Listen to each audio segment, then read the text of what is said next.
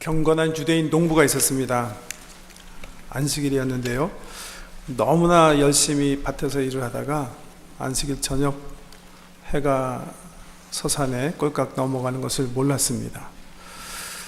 경건한 유대인은 안식일 저녁 해가 지면 긴 여행을 하질 않습니다. 지금도 대로를 건너지 않고요. 제가 알기로는 3마일 이상 출애굽을 하지 않습니다. 근데 그날이 더군다나 6월절이었답니다. 그래서 이 경건한 농부가 고민을 하다가 할 수 없이 집에 가지 못하고 집이 너무 멀었기 때문에 그 밭에서 그날 밤을 새기로 작정을 했어요. 그 다음날 새벽이 됐는데 해가 이제 동편에서 떠오르게 되니까 어떤 유대인 랍비가 서둘러서 길을 가는 중에 그 밭에 있는 농부를 만나게 된 겁니다. 그래서 당신이 여기서 뭐 하고 있냐고, 그래서 농부가 자초지종을 말하게 됐어요. 그랬더니 랍비가 그럼 최소한 또 어제가 6월절 전날이었는데 우리 유태인들이 드리는 그 기도는 드렸냐고 하나님께. 그랬더니 그 농부가, 랍비님, 바로 그게 저를 정말 화가 나게 하는 겁니다. 제가 너무나 속이 상해가지고 아무리 생각해도 기도문이 생각이 나지 않았어요. 그래서 할 수 없이 그냥 알파벳을 암송했습니다. 그렇게 말을 했답니다. 여러분, 이 유태인 농부가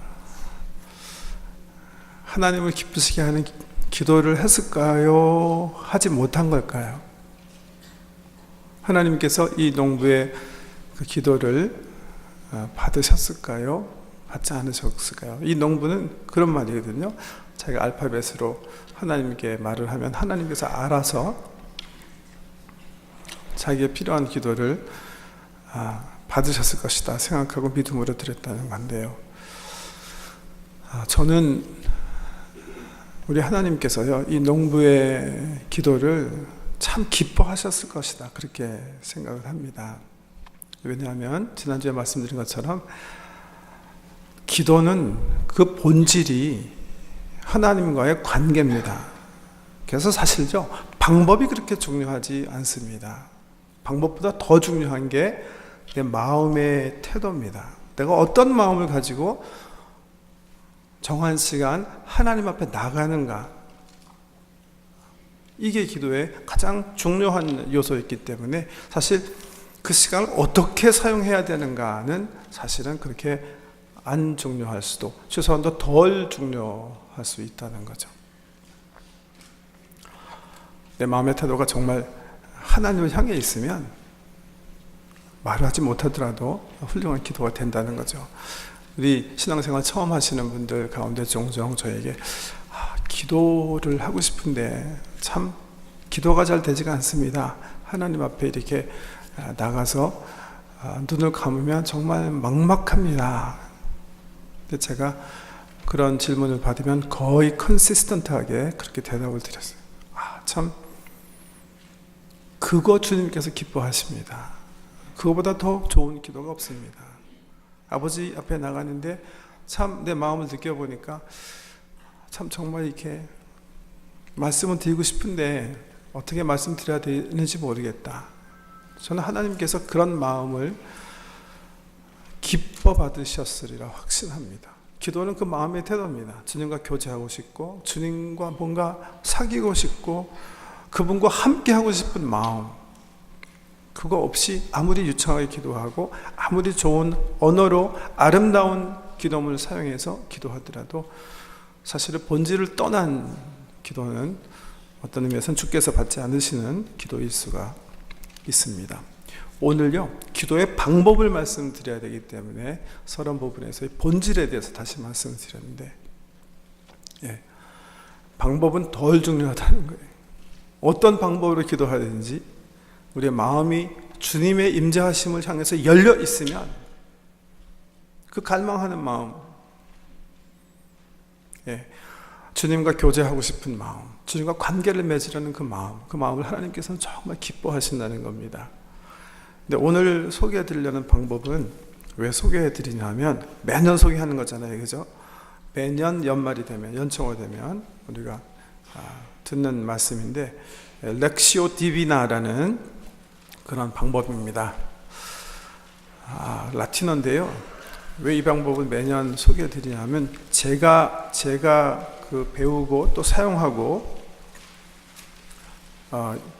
아는 한도 내에서는 우리 신앙의 선배들이 하나님과의 교제를 사모하면서, 하나님과의 사귐을 사모하면서 사용한 기도 방법 가운데 제 의견으로는 가장 탁월한 방법이기 때문에 소개해 드리는 거예요. 말씀드린 것처럼 이 방법 사용하지 않아도 하나님과 얼마든지 교제할 수 있습니다. 또 각자가 좋은 방법을 개발하셔서 하시는 분들 계시면 그때 묶이실 필요는 없습니다. 제가 그렇지만 우리 모든 성도님들을 위해서 권장하고 싶은 아주 탁월한 기도 방법이기 때문에 매년 이맘때쯤에서 소개드리고 있는 겁니다. 유인물 준비했으니까 한번 보시고요. 정리를 해서 다시 한번 공부하도록 하겠습니다. 렉시오 디비나라는 라틴어 독서, 리딩이에요. 리딩.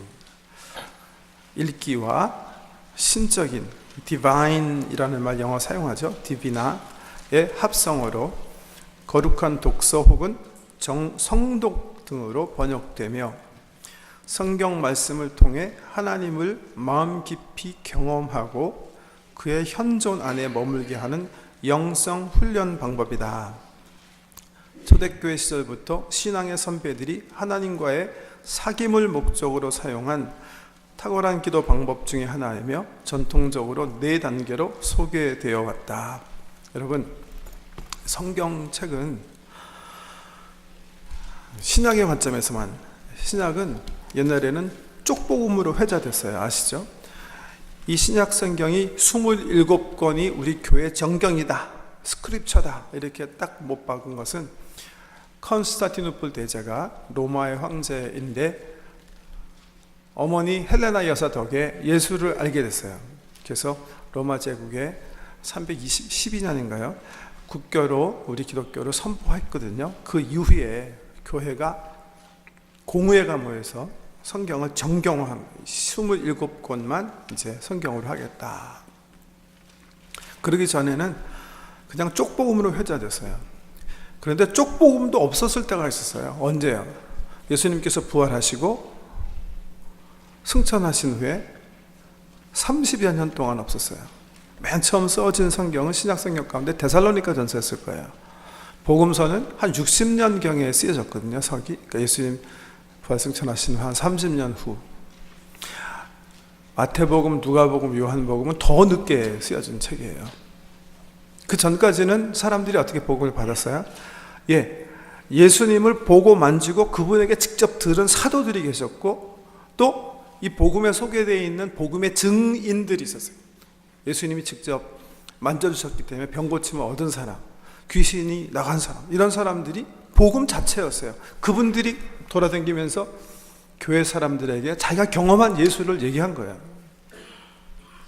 그리고 그 경험한 이야기들을 성경 기자들이, 그 첫 번째 증인들이 순교당하시고 어떤 분은 나이가 드셔서 하나님 나라 가시고 하게 되니까 그 귀한 간증들을 글로 표현하기, 글로 담아놓기 시작했어요. 그게 복음서예요. 이 복음이 글로 써지기 전에는 생생한 간증이었어요. 복음은. 그런데 이제 성경이 만들어진 거예요. 누구는 없고요. 그 생생하게 예수 그리스도를 보고 만지고 듣고 경험한 사람들은 세상을 다 떠나시고, 그러면서 교회가 어떻게 하면 다시 우리가 그 살아 역사하시는 주님과 교제할 수 있을까 생각하게 된 거예요. 그러면서 시작하게 된 게 렉시오 디비나예요. 성경을 가지고 기도하기 시작했어요. 역사적으로 보면 초대교회 교부 가운데 오리겐이라는 분이 제자들과 우리 성도들에게 이 렉시오 디비나를 가르쳤어요. 성경을 가지고 하나님을 사모하는 마음으로 기도하라는, 그럴 때 성령님께서 은혜 베풀어 주셨고 살아계신 하나님을 우리가 경험하고 만나게 된다는 거예요. 렉시오 디비나의 시작이에요. 근데 여기 4단계로 소개되어졌다 하는 거는 한 12세기에 귀고라는 사람이 더 제자들에게 자세하게 우리 초대교회 교부들이 성도들을 가르쳤던 기도 방법을 더 정례화해서 소개했기 때문에 4단계다 이런 표현을 쓴 겁니다. 렉시오 디비나가 4단계라고 그랬는데요. 자, 1단계 읽기 읽겠습니다. 정해진 성경 말씀을 천천히 소리내어 반복하여 읽는다. 이때 빨리 읽으려고 서두르지 말아야 한다. 손으로 성경을 들고 눈으로는 성경의 말씀을 보며 입으로는 그 말씀을 작은 소리로 읽으며 귀로는 그 말씀을 듣고 기억과 마음속에 간직한다. 말씀을 읽다가 한 문장, 구절 혹은 단어가 마음에 다가옴을 느끼면 거기서 멈춰서 그 말씀에 머문다 이렇게 표현했어요. 성경 말씀은 하나님의 감동으로 된 겁니다. 제가 한 말씀 빼먹었네요. 모든 성경 말씀은 하나님의 감동으로 된 것으로 디모데전서에서 바울이 가리키는 말이죠. 성경을 읽을 때 소설책처럼 읽으시면 안 됩니다. 성경을 연구도 해야 돼요. 그렇지만 여러분 연구를 통해서 하나님을 아실 수는 없습니다. 하나님은 우리 머릿속에 잡힐 정도로 그런 분이 아니십니다. 아무리 성경에 대해서 연구하시고 그분에 대해서 연구하신다고 해도 그분은 그런 연구를 통해서 이해되어질 수가 없습니다. 성경을 대하실 때 경외하는 마음으로 대하실 때 경외하는 마음으로. 아브라함 헤셜이라는 유대인 신학자는 그래서 우리에게 이렇게 조언해요.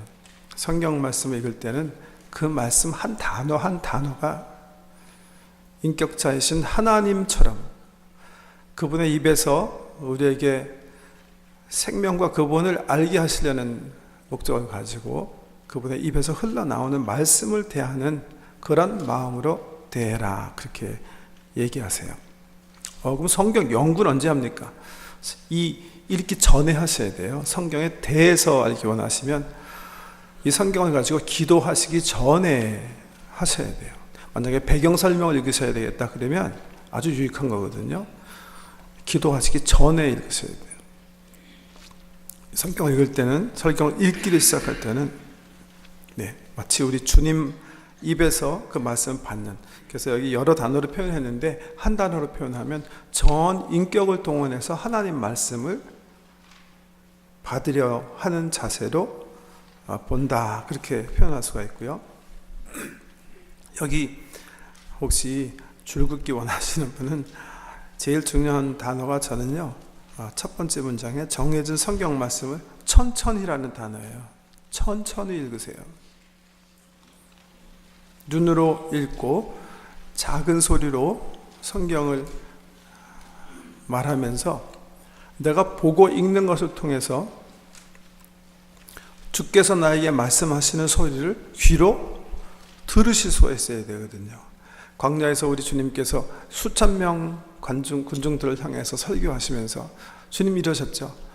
귀 있는 자는 들을지어다.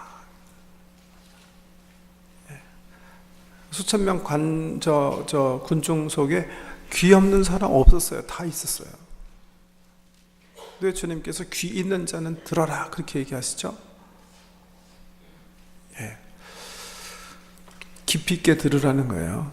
주님께서 하시는 그 진리의 말씀을 깨달으라는 거거든요. 경험하라는 거거든요. 다 있었지만 주님의 말씀하시는 말씀을 통해서 하나님과 하나님 나라를 경험하고 발견한 사람은 정해져 있었을 거예요. 다는 아니었을 거예요. 주님 말씀에 비춰보면. 그렇게 성경 말씀을 읽으면서 내 입으로 읽으면서 내 입으로 나오는 말을 또 내 영혼의 귀로 들으면서 읽는 거예요. 들으면서 천천히 한 단어 한 단어.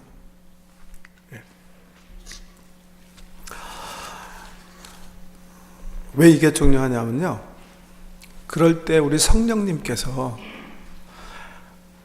우리 영혼에 이렇게 주목하게 하시는, 만지심을 통해서 관심을 갖게 하는 단어나 구절들이나 문장 혹은 그림을, 장면을 우리가 발견할 수가 있는 거예요. 그게 돼야 두 번째 단계 묵상이 가능하기 때문에 그래요. 묵상 한번 읽어보겠습니다. 묵상에 두 개를 썼는데요. 첫 번째 것만 먼저, 마음에 다가옴을 느꼈던 말씀을 주의 깊게 반복해서 읽으며 기억에 새긴다. 기억에 새긴 말씀을 끄집어내어 작은 소리로 읊조리며 그 말씀이 나의 살과 피가 되게 한다. 머리로 말씀을 분석하는 데 초점을 두기보다 마음으로 말씀을 맛보고 그 음미하는 말씀이 마음을 적시고 움직이도록, 그리고 그 말씀이 나 자신의 일부가 되도록 한다. 보세요. 성경 읽기는 성경 읽기 피고하는 거예요. 그죠? 성경 피고하는 거예요.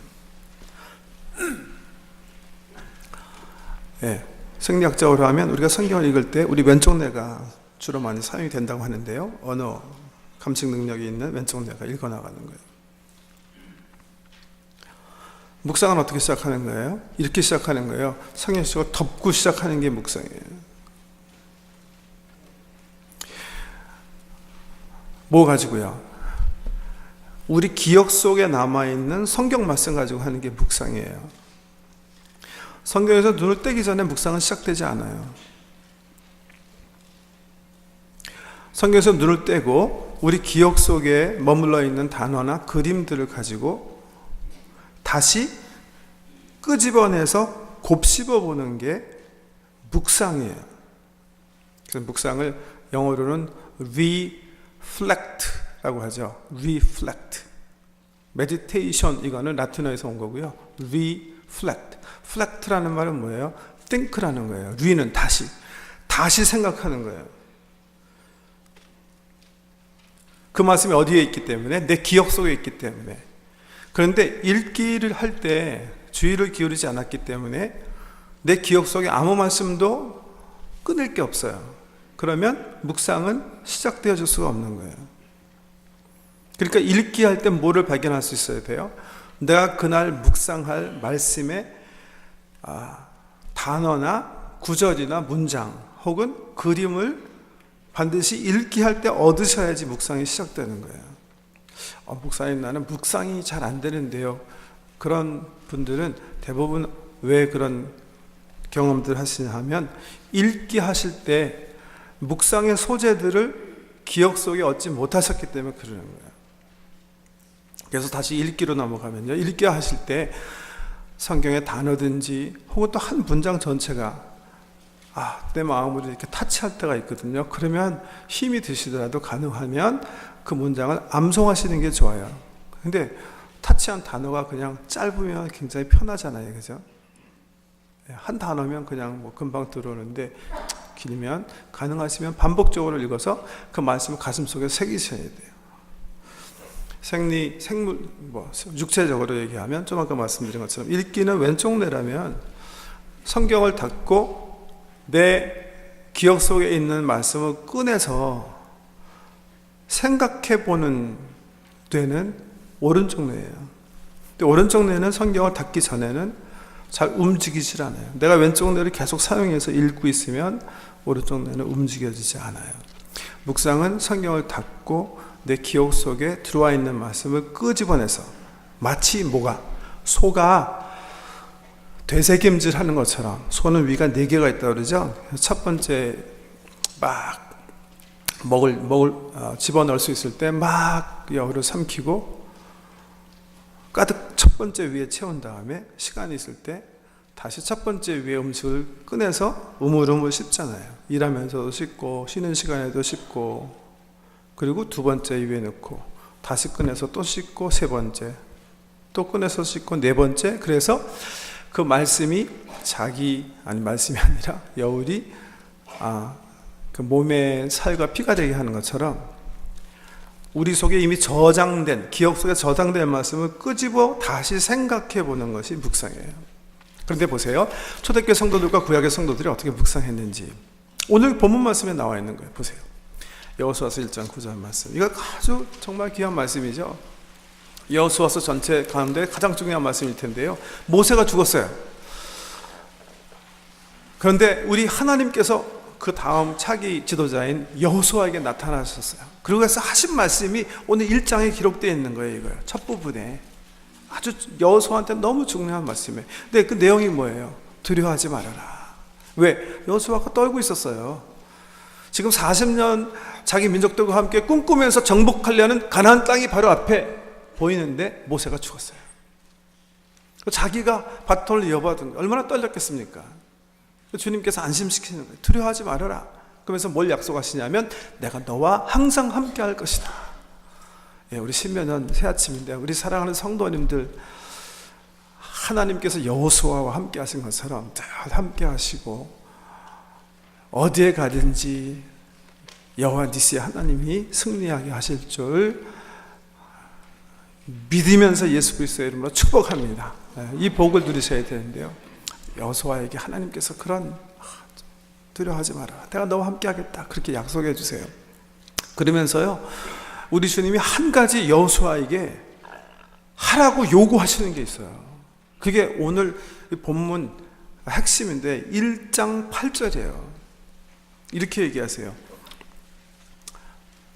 이 율법책을 내 입에서 떠나지 말게 하며 주야로 그것을 묵상하여 그 안에 기록된 대로 다 지켜 행하라. 그리하면 내 길이 평탄하게 될 것이며 내가 형통하리라. 이렇게 얘기하세요. 내가 너와 함께 할 것이고 밟는 땅을 다 너에게 줄 것이고 너는 두려워할 필요가 없다. 그렇게 얘기하시면서 네가 형통하게 될 거다. 그런데 그렇게 형통하게 되려면 내가 해야 되는 것이 있다 하고 말씀해 주시는 거예요. 영어 성경 보시면 이 성경 영어로 이렇게 거기 보면 so that 이라는 문법으로 이렇게 쭉 연결이 되어 있어요. so that, so that, so that. 이게 뭐예요? 원인과 결과, 원인과 결과, 원인과 결과예요. 이렇게 지금 주님께서 얘기하시는 거예요. 네가 형통하게 될 거다. 그런데 그러기 위해서 내가 해야 될 거 있다. 그게 뭐예요? 말씀대로 살아야 된다 이거예요. 말씀대로 살아야 된다. 율법책에 기록된 거 좌로나 우로나 치우치지 말고 다 지켜 행해야 된다. 그런데 그러려면, 그런 삶이 나타나려면 내가 해야 될 게 있다.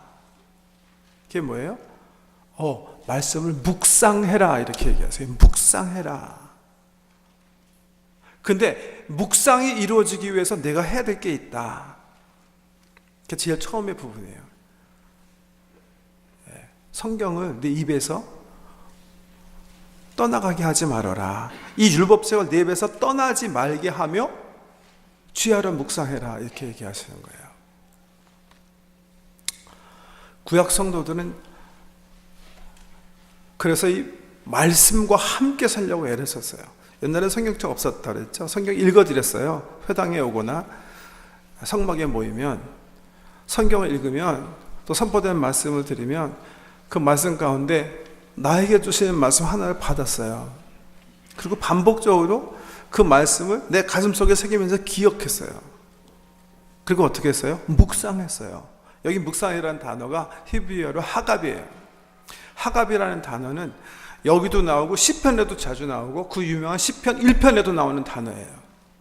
복 있는 사람은 악인의 꾀를 쫓지 아니하고 죄인의 길에 서지 아니하며 교만한 자의 자리에 앉지 아니하고 오직 여호와의 율법을 주야로 묵상하는 자로다. 똑같아요. 하갑.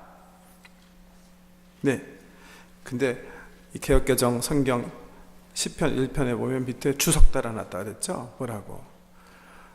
묵상 is equal to 작은 소리로 읊조림 이렇게 써 있어요. 왜요? 그게 그 말의 뜻이에요. 묵상의 뜻이에요. 그래서 시편에 우리 한글 개역 옛날에 보면 묵상이라는 단어가 많이 나왔는데 시편에 이제 묵상이라는 단어가 많이 없어졌어요. 이번에 개역개정 만들면서 작은 소리로 읊조림 이렇게 다 바꿨어요. 많이. 왜? 같은 말이기 때문에 그런 거예요.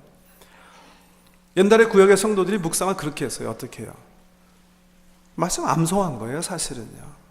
말씀을 받은 거 가지고 그 말씀을 귀히 여기고 계속 묵상하면서 살았어요. 계속 암송하면서 살았어요. 계속 작은 소리로 읊조리면서 중얼중얼 거리며 살았어요. 언제까지요? 여기 1장 8절에 나온 말씀처럼 그 말씀이 내 생활 속에서 열매 맺힐 때까지. 이게 중요한 거예요. 내 삶 속에서 그 말씀이 일어나고 있어요. 원수 사랑해라, 왼쪽 뺨 때리면 오른뺨 뚫려대라 하는 말씀을 배우고 내 삶 속에서 그 말씀이 계속 반복적으로 내 삶을 주장하고 있고 그 말씀대로 내 삶 속에서 열매 맺기 시작했어요. 그게 묵상이에요. 그럴 때까지, 그래서 이 말씀이 내 영혼의 살과 피가 되고 내 삶의 주체가 될 때까지, 그래서 하나님께서 말씀하신 그 말씀이 인격이 돼서 내 삶 속에서 나타날 때까지, 이게 묵상이에요.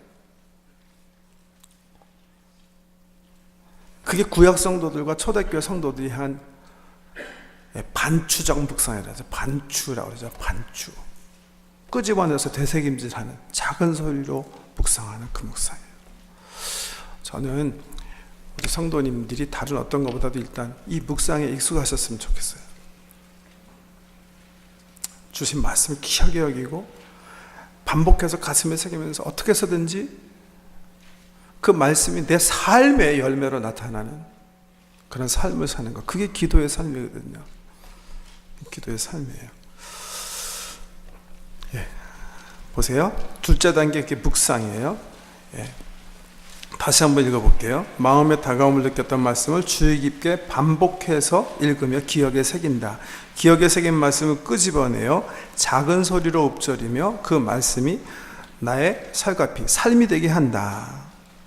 머리로 말씀을 분석하는데 초점 두기보다는, 이건 언제 해야 된다 그랬어요? 말씀 읽기 하기 전에 해야 돼요. 분석과 연구는 마음으로 말씀을 맛보고 그 은밀한 말씀이 마음을 적시고 움직이도록, 그 말씀이 나 자신의 일부가 되도록 한다. 예를 들면 지난주일에 기도문이 필요하신 분은 주기도문으로 기도하는 게 좋겠다, 그렇게 말씀드렸잖아요. 주기도문. 왜? 우리 예수님께서 기도 받으실 분인데 그분이 그거를 기도하라 그랬는데 그보다 좋은 기도문이 세상에 어디 있어요? 최고예요. 주기도문 최고예요. 근데 주기도문을 중원보험 하면 안 된다고 그랬죠? 주문 외는 것처럼.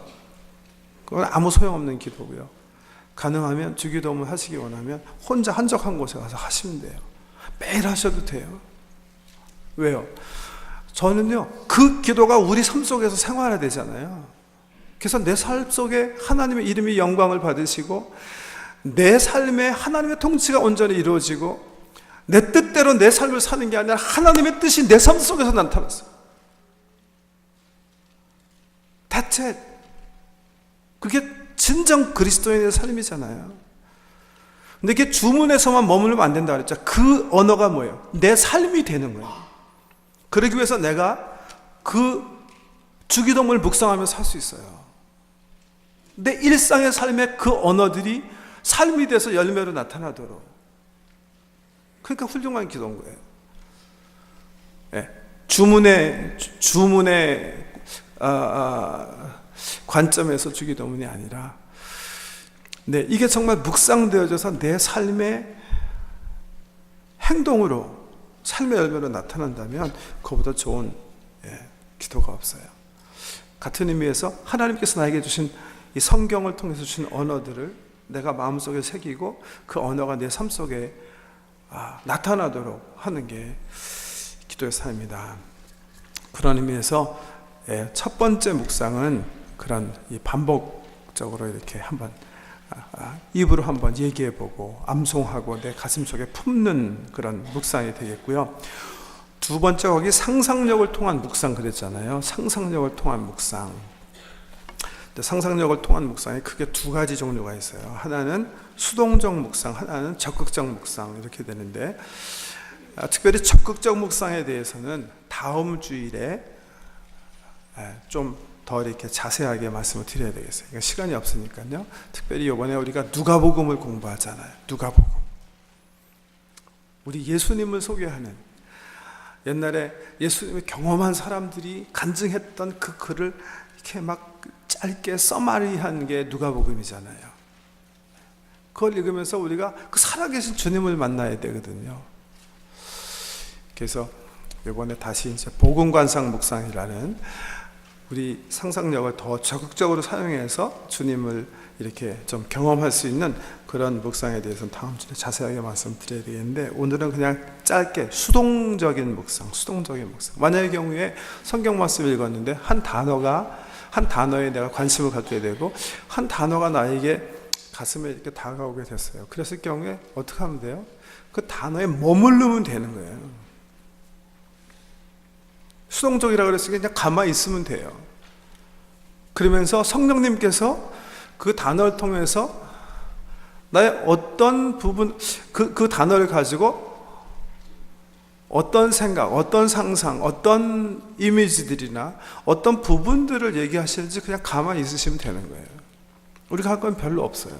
우리가 해야 되는 거는 쓸데없이 잡념이 들어오지 않게만 하면 돼요. 그래서 아침에 하시는 게 훨씬 이로와요. 우리 마음이 너무 복잡하면 묵상하려고 하면 그냥 잡념 들어오시는 분들 계시잖아요. 그죠?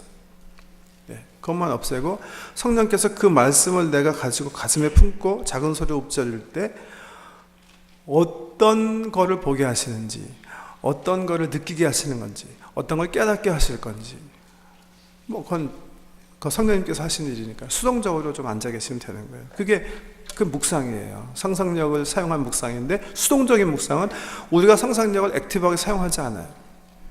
기다림 속에 있는 거예요. 세 번째, 그 묵상이 마쳐진 다음에 기도 드리기 있겠습니다. 묵상을 통해 은밀한 말씀으로부터 우러나오는 열망, 느낌, 혹은 질문, 혹은 깨달음, 혹은 결심 등을 주님께 말씀드리는 거예요. 내가 기도 가운데, 묵상 가운데 뭘 경험하셨든지는 그거는 성령님께서 결정하실 일이에요. 근데 도움이 되지 않는 건 이게 정말 성령님께서 하신 건가? 그건 아무도 몰라요. 믿으세요. 그건 하나님 나라 가시마실 거예요. 네. 그건 아무 도움 되지 않아요. 근데 묵상대에서 경험되어진 걸 가지고 기도드리는 거예요.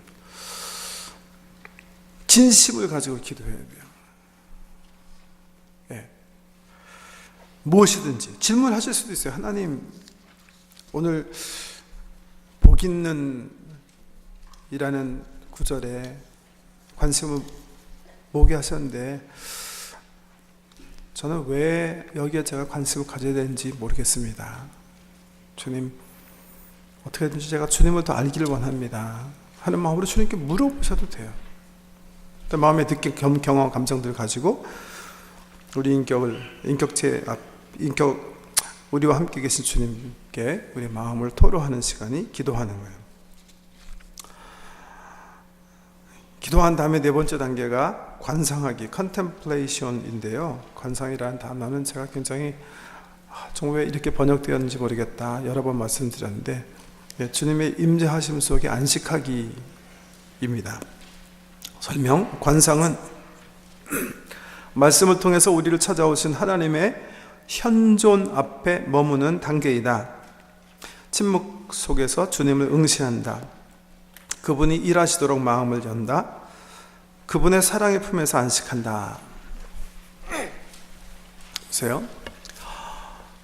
이미 읽기 할 때, 묵상할 때, 기도할 때 성령님께서 말씀이신 예수 그리스도를 사용해서 우리로 하여금 하나님과 교제하게 하셨어요. 하나님은 삼일체 하나님께서 우리와 이미 함께 계세요. 우리와 함께 계신, 현존하신 그 하나님 앞에 모든 것 내려놓고 쉬는 시간이, 안식하는 시간이 바로 관상이에요. 이 관상의 은혜를 설명하기 위해서 제가 별 얘기를 좀 해야 되겠는데요. 여러분, 지금 이 우리가 사는 우주에 별이 몇 개인 줄 아세요? 별. 그게 인류의 역사의 시간에 따라서 엄청나게 그 숫자가 변했던데요. 몇백 년 전에는 1800개다 그렇게 생각했는데 지금은 아니잖아요. 그죠? 은하계에만 1 곱하기 10의 11승만큼 있다니까요. 네. 근데 은하계 같은 천체가 또 1에 1 곱하기 10의 11승만큼이 돼요. 나중에 더 컸네. 그럴 수도 있겠지만 지금 과학자들이 얘기하는 거로 봐서는 별 수가요. 그러면 1 곱하기 10의 22승이에요. 그러니까 언어가 없는 거예요. 성경 말씀이 맞죠? 셀 수 없는 별. 별 세지 못해요. 그 숫자가 너무 많기 때문에. 근데 지금 밖에 나가서 별 보려고 하면 보이세요? 안 보이죠? 그 이유가 뭐예요? 저는 두 가지라고 생각해요. 하나는 지금 우리 주변에 다른 빛이 너무 많아요. 그죠? 그럼 안 보여요. 근데 언제 보여요? 어두워지면 보여요. 그럼 밤 되면 별을 항상 다 보여요? 안 보일 수도 있어요. 어떤 날은요? 예, 하나님께서 구름으로 별을 막으시면 안 보여요. 별 보는 것도 하나님의 은혜예요. 우리가 묵상할 때 관상, 하나님의 임재하심을 바라봄인데요. 우리가 하나님의 임재하심 속에 나가서 그분을 경험하는가 못하는가, 이건 순전히 하나님 은혜예요. 구름으로 가리시면 아무것도 경험 못할 수도 있는 거고요. 그건 하나님께서 하시는 일이니까요. 그런데 우리가 해야 될 게 있어요. 이 부분에서 뭐예요? 우리 마음의 빛을 좀 이렇게 끄는 일, 그건 우리가 해야 할 일이에요. 왜? 우리는 너무나 우리가 하나님 주인이라고 그러면서 우리가 주인 돼서 우리 마음을 항상 컨트롤하고 있어요. 항상 채우고 있잖아요. 관상은요, 의도적으로 우리 마음 속에 하나님을 볼 수 있는 어두움을 형성해내는 훈련일 거예요. 이 부분은 2주 후에 조금 이제 센터링 프레어, 그러니까 내려놓음의 기도 관점에서 다시 설명을 드리려고 하는데요.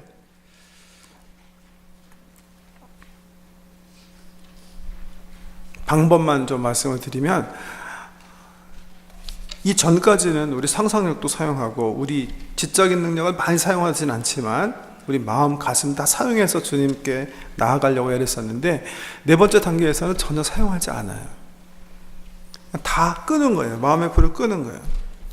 내 속에 있는 패컬티, 사용하던 모든 기능들을 다 내려놓는 거예요. 그래서 마음의 어두움을 크리에이트 하는 거예요. 왜? 하나님은 항상 우리와 함께 계세요. 우리가 그분 임재를 걱정하고 찾으실 필요가 없으세요. 지난주에 말씀드린 것처럼 하나님은 지존자세요. 하나님 없이는 아무도 존재할 수 없어요. 우리가 지금 이렇게 숨쉬고 존재하는 건 하나님께서 지존하시기 때문에, 스스로 존재하신 분이 지금 존재를 주장하고 계시기 때문에 우리가 살아있는 거예요. 칼바르트가 100번 맞은 거죠. 우리 인생의 문제는 하나님을 찾지 못해서가 문제가 아니라 We can get rid of Him. 하나님을 제거할 수가 없어요. 우리는요. 하나님 항상 우리와 함께 계세요. 중요한 건 뭐예요? 함께 계신, 우리와 늘 함께 하신 주님을 향해서 우리 영혼이 비로소 깨서 열려서 보는 거예요. 우리 영혼이 문제예요. 우리 영혼이 너무 차 있거든요. 우리 것들로만 차 있거든요. 우리 생각으로 차 있거든요.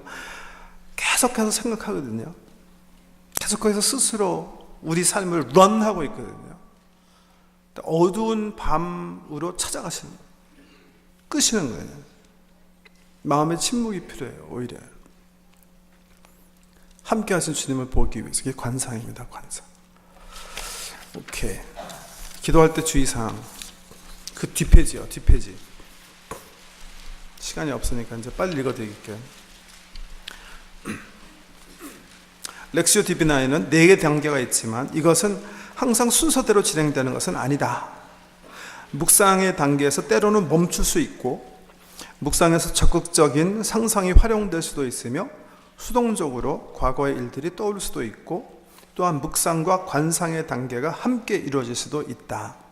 기도 단계에 지나치게 얽매이면 기도의 흐름에 방해가 될 수 있다. 그 다음 말이 중요한 거예요. 중요한 것은 성령의 인도하심 안에서 기도가 흘러가도록 하는 것이다. 왜? 기도는 관계이기 때문에 그렇습니다. 우리가 방법이 좋으면 하나님 잡아요? 어언성불이죠. 어언성불이죠. 그러니까 성령님의 인도하심이 없으면 주님 이해 못합니다. 예.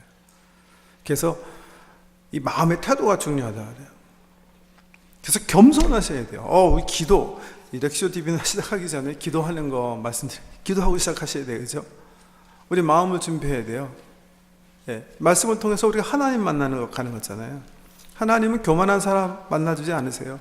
낮추셔야 돼요. 하나님, 제가 주님을 알기 원합니다.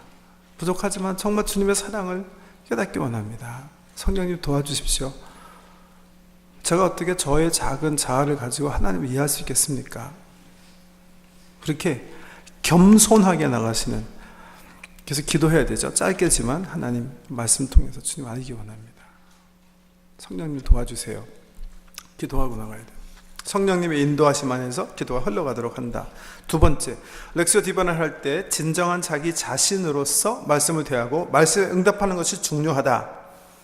즉, 이 기도는 말씀에서 말하는 핵심이나 정답을 찾아내서 그것들에 비추어 나 자신의 삶을 평가한 후 나의 삶을 바꾸기로 하는 섣부른 결단에 이르게 하는 기도가 아니다.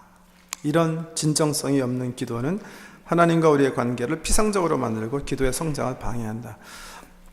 네, 큐티라는 우리 개신교 운동이 지난 30-40년 동안 우리 교계에 많이 회자했는데요. 렉시오 디비나에서 나온 건데, 제가 알기로는 스콜라주의 역량, 즉 12, 13세기서부터 중세 지성적인 운동, 이런 운동에 맞물려 가면서 성경을 연구하기 시작했어요.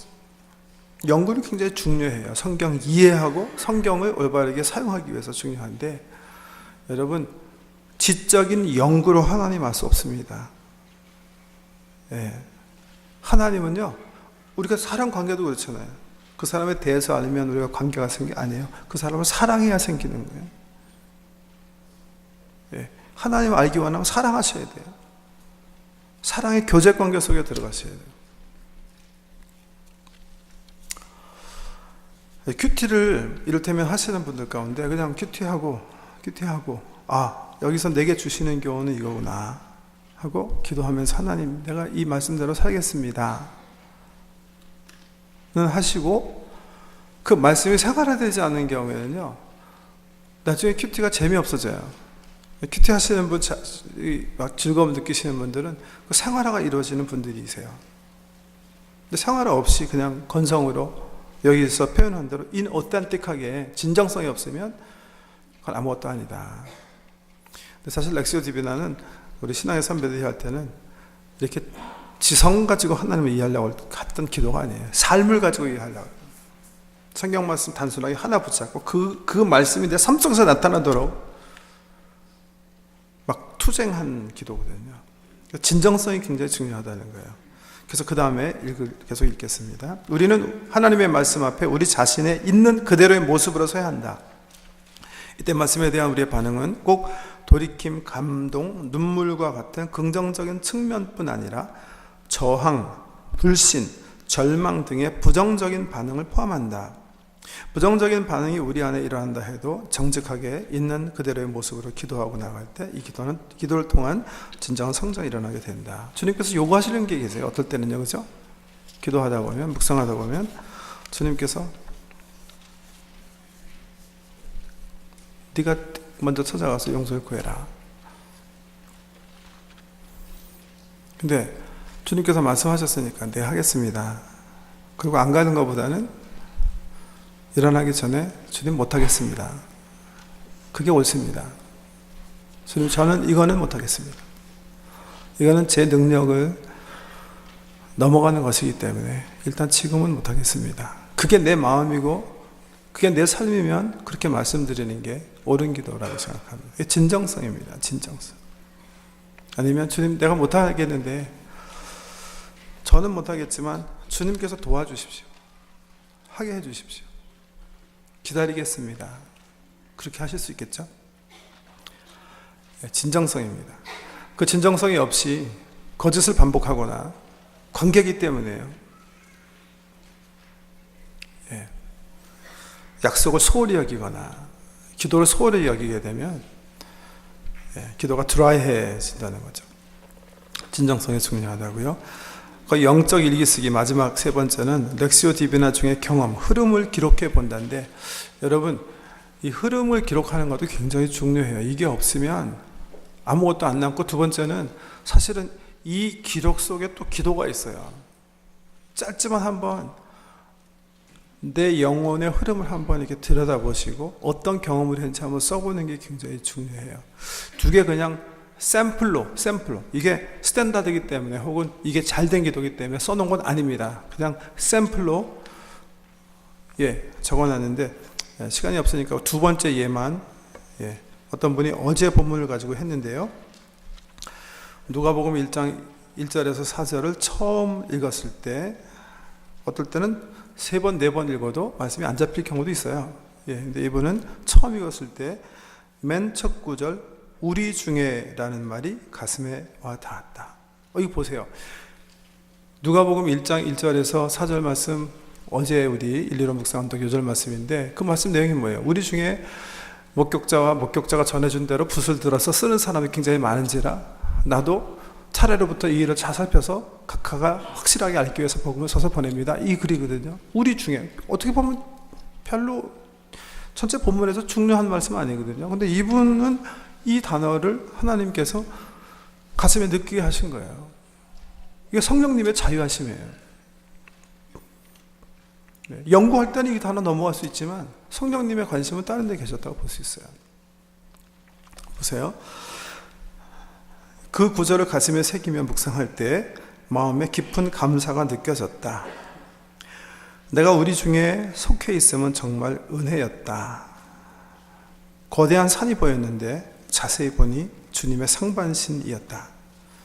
그의 손과 가슴으로 수많은 우리들을 품고 계시는 모습이었다. 우리 중에 라는 말이 주님의 입에서 나왔다. 그 우리 중에 내가 있다니 무한한 안식과 기쁨이 느껴졌다. 안식 중에 분심, 잡념이라는, 그러니까 마음을 뺏어가는 생각이 일어났다. 3주 후에 내가 어떤 분을 위해 해야 할 일에 대한 것이었다. 그분도 우리 중에 있음을 느꼈다. 그리고 기뻤다. 분석적으로 하면 이게 이제 한 단어를 가지고 성령님께서 이분한테 제가 물어봤거든요. 몇 분 정도 묵상이냐 그랬다. 15분 정도 묵상하셨는데요. 침묵으로. 우리 중에라는 단어를 가지고 주님께서 그림을 그리신 거예요. 그러니까 제가 그 말 들으려는 게 아니라 아까 묵상에 반복적 묵상, 반추적 묵상이 있고, 두 번째는 이제 상상력을 사용한 묵상 가운데 수동적 상상력 묵상이 있다는, 이게 수동적 상상력 묵상이 된 거예요. 이분은요. 말씀 우리 중에라는 그 말씀에 머물러 있을 때 성령님께서 이분에게 이미지를 보여주시고 그 이미지를 통해서 어떤 깊은 사랑을 느끼게 하신 거죠. 그죠? 거기까지만 하고요. 제가 이제 당의 부탁을 받아서 중요한 광고를 하나 드려야 되겠는데, 보세요. 매 주보에 115 묵상운동 요절 나가죠. 시간 되신 분은 아침에 일어나셔서 오늘 말씀해 드린 방법을 가지고 묵상을 하시고, 시간이 정 없으신 분은 어떻게 하자? 주보 2변에 보면 촌모임을 위한 본문 말씀이 나가요. 아직 본문을 읽으시면 안 돼요. 렉시오 디비나 하시는 분들은. 설명서, 토의 질문을 하실 필요는 없으세요. 렉시오 디비나를 본문을 가지고 하시면 돼요. 본문을 가지고 기도하시고, 이 토의 질문은 이제 두 가지 측면에서, 여기 보면 묵상 혹은 상황 그리기를 위한 질문 그랬는데, 제가 이번에 이제 누가복음을 하기 때문에 질문의 내용은 주로 복음 관상 내용에 조금 도움될 수 있는 그런 퀘스천들을 그냥 그쪽 각도에서 이렇게 던졌고요. 지금 당장 렉시오 하시는 분들은 여기 보조 질문에 신경 쓰지 마시고 성경 말씀을 가지고 기도를 하시면 되겠는데, 본문만요. 요 본문. 왜? 우리 주일날 촌이 모이면 결국 이 공부할 거니까, 그리고 이 적용을 위한 질문에 제가 빼먹었네요. 첫 번째는 뭐예요? 렉시오 TV는 한 거 오셔서 나누시는 시간이에요. 제가 죄송합니다. 꼭 삽입해 주시고요. 그리고 또 한 가지는 오늘부터 시작해서 우리가 가능하면 10시 30분에 모든 사람들이 함께 모여서 시작하는 것을 캠페인하기 시작했어요. 그걸 하기 위해서 우리가 이제 10시 30분에 딱 모여서 목사님들이나 혹은 우리 촌장님들이 대표로 기도하고 함께 시작하기로 했으니까 가능하시면 시간을 꼭 10시 30분 지켜주시면 좋겠어요. 그래야 또 우리 11시 30분에 끝나서 우리 찬양대도 또 연습하고 그러니까 10시 30분 꼭 시간들을 기억해 주시기 바랍니다. 이제 기도하십시다. 아버지 하나님, 2011년 새 아침을 저에게 허락해 주셨는데 다른 어떤 것보다도 올해는 주님을 우리가 더 알기를 원합니다. 그래서 우리 삶 속에 주님의 나라가 정말 세워질 수 있도록 우리의 삶이 우리 하나님께 드리는 우리 아침 드린 예배처럼 연락 받으실 만한 그런 예배가 되도록 주님 은혜 베풀어 주시옵소서. 특별히 렉시오 TV나 또 성경 말씀을 통해서 주님을 알아가는 기도를 드리려고 하오니 성령님 도와주시고 이 말씀의 근본적인 목적 하나님과의 사귐이 우리 가운데 나타나도록 은혜 베풀어 주시옵소서. 예수님 이름으로 기도드립니다.